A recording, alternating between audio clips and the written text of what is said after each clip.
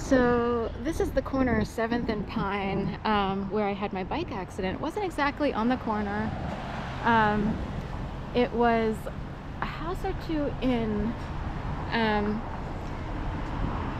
and I'll give you the story here. It might have been right around here, 706 and similar.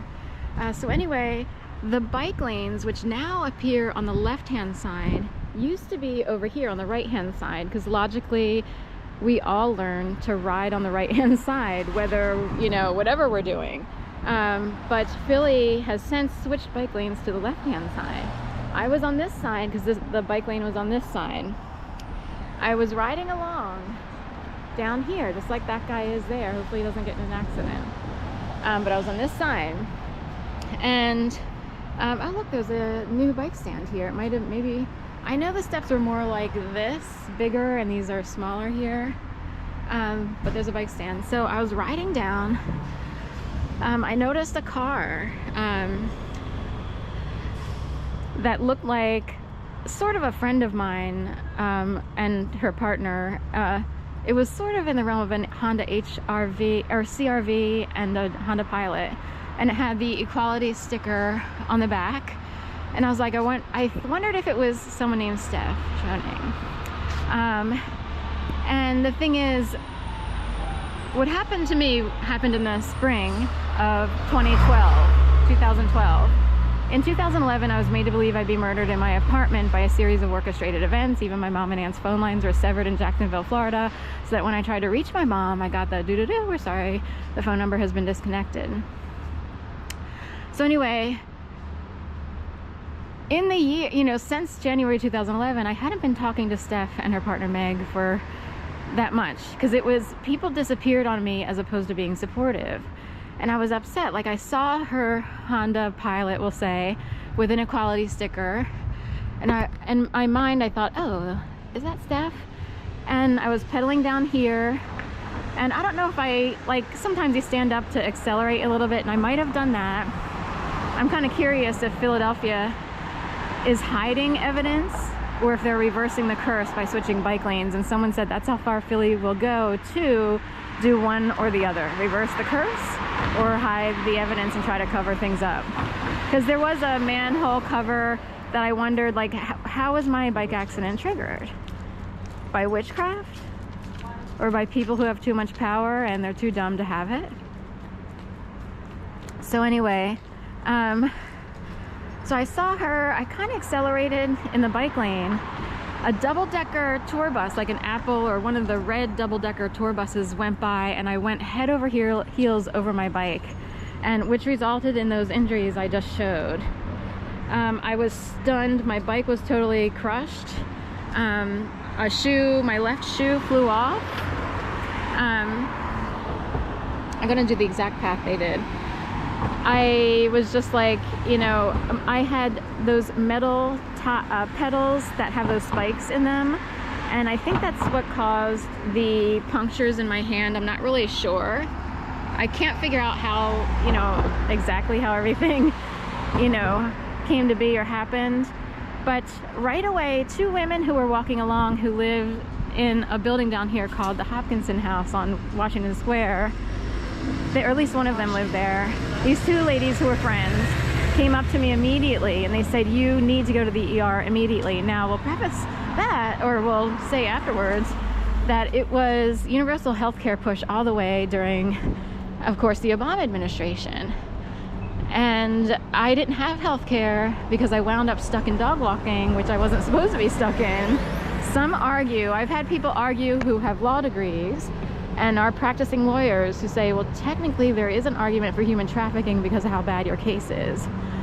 So people kept me trapped and stuck in dog walking. I couldn't figure out how to get out, despite having filled out a lot of resumes and applications and having interviewed at quite a few places.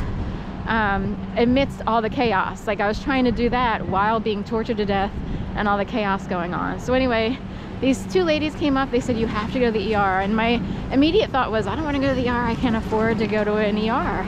But they said, there's no way. You have to get that stitched up, like you are in such bad shape that you're gonna have to go.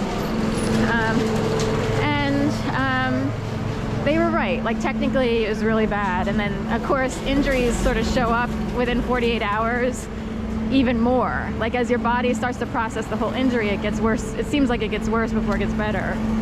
So anyway, another woman pulled up who happened to be a full-time dog walker who used to drive around in a Mini Coupe. And she sort of checked on the scene and said,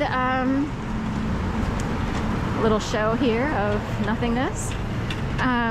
Thanks for the show, everyone. You're welcome. Caught it on camera. Garfield Duncan Building, 301 South 8th. We wondered if someone would come out today. So anyway, that's what I was told. So anyway, these ladies were like, walk with us. You know, I think I actually left my bike by the stairs when it's like, what did I do with my bike? I don't even remember. So I walked with them over here. As I was walking, one of the ladies started talking about an equality sticker. Within her conversation were too many coincidental things that made it seem like she knew my personal business and or personal thoughts. So I'll leave it at that. But, you know, I would visit a therapist on nonprofit sliding scale. It was like $25, $30 per visit. And I was like, could she hear what I said in my therapy office? And then also the equality sticker stood out. And it's like, how would she know that I thought about the equality sticker on a car that looked like steps? So anyway, now we're on Spruce, and again, bike lanes are on the left instead of the right. They had to switch the bike lanes across the entire city, which could be a setup.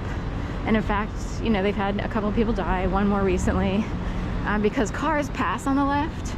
They never pass on the right. So if a car wants to pass another car, they could speed up and wind up hitting someone in the bike lane on the left where they wouldn't do that on the right. You see what I mean? So that adds the possibility and potentiality and the odds of getting in an accident or hurting a biker or killing one.